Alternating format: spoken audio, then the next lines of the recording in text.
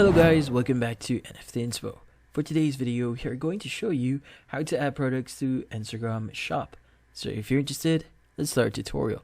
So just a few information. So Instagram and Facebook is now under Meta. So some of the steps that we'll be showing you might be in the same settings as in Facebook. So in order or to manually generate a catalog, you need to proceed the following steps. So first thing you need to do here is you need to access your Facebook Commerce Manager. Now to initiate catalog creation, you need to click on Get Started and then opt for Create a Catalog. Now ensure you specify the type of inventory you intend to offer. Now decide on the method to add items to your catalog. So choose the option that says Upload Product Info. So if you plan to manually add items using the Commerce Manager.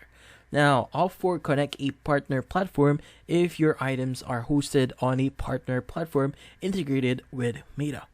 Now, provide a name for your catalog and click on the Create button, and from there, you should be good. And that's about it. So hopefully this video was able to help you. Like and subscribe to NFT Inspo. Thank you for watching.